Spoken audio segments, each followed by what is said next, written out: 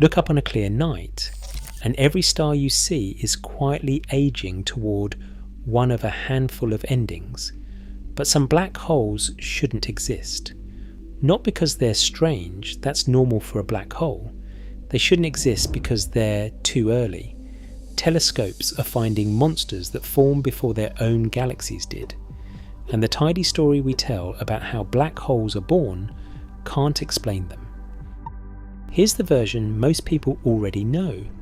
A massive star spends its life fusing hydrogen into helium, then helium into heavier elements, climbing the periodic table one exhausted fuel source at a time. Eventually it reaches iron. Iron fusion doesn't release energy, it consumes it, and that's the moment the star's luck runs out. The core loses its long battle against gravity in a fraction of a second, collapsing inward at about a quarter of the speed of light. The outer layers rebound in a supernova, seeding space with the heavy elements that eventually become planets, and oceans and us. What's left behind, if the collapsing core was massive enough, is a black hole. Simple, elegant, and for the vast majority of black holes in the universe, essentially true.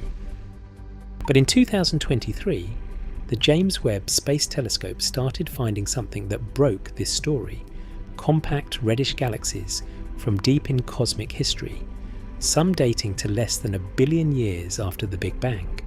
Astronomers nicknamed them little red dots. Buried inside a striking number of them is a black hole whose mass makes no sense for its age. Their light shows the signature of dense, dust-choked disks scattering radiation outward, evidence of black holes feeding harder and faster than the standard model allows.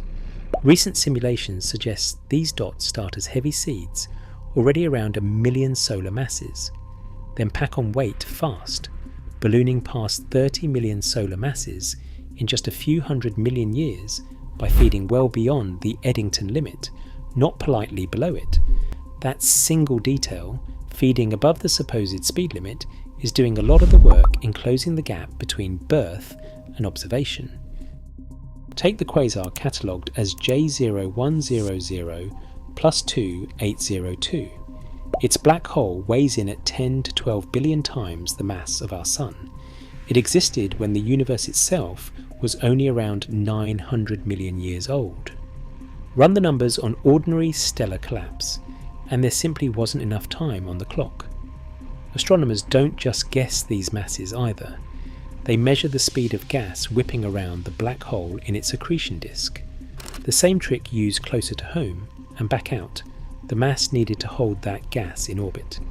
It's indirect, it relies on models of disk geometry that are still being refined, and it's the best tool anyone has for something 13 billion light years away.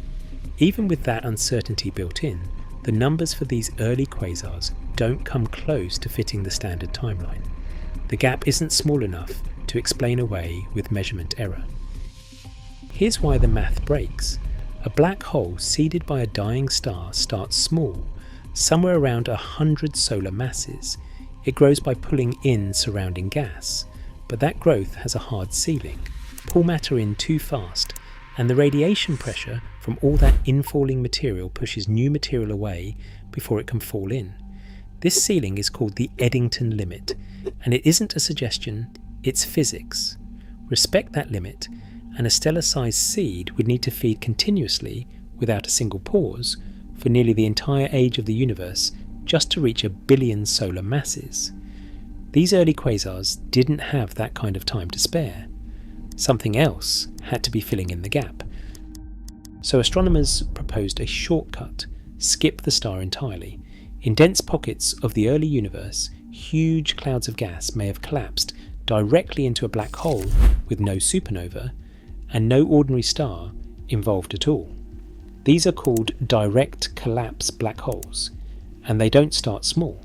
Models put their birth weight anywhere from 10,000 to 1 million solar masses, sometimes passing through a brief superheated supermassive star phase first, one so unstable under its own gravity that it implodes almost as soon as it forms. A seed that heavy doesn't need the full age of the universe to become a monster.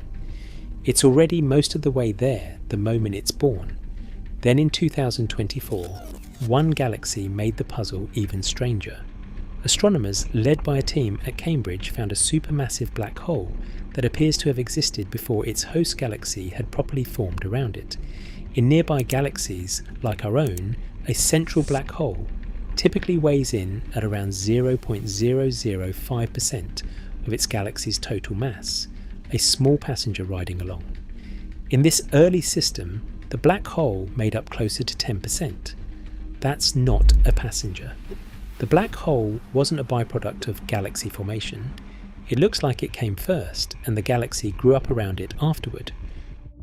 That reopens an even older, stranger idea: primordial black holes, born from density fluctuations moments after the Big Bang itself, before stars, before galaxies, before anything we'd recognise as structure. No collapsing star, no supermassive star phase, just gravity winning immediately in the universe's first instance. It's speculative, but it would sidestep the timing problem completely because there would be no clock running at all before it formed. There's a newer, even stranger contender too: dark stars, hypothetical objects powered not by nuclear fusion, but by dark matter particles annihilating in their core. Simulation suggests these could balloon up to 10,000, even 10 million solar masses, before a relativistic instability collapses them, handing an already massive seed straight to the young universe. And there's one more piece of evidence sitting outside the light entirely.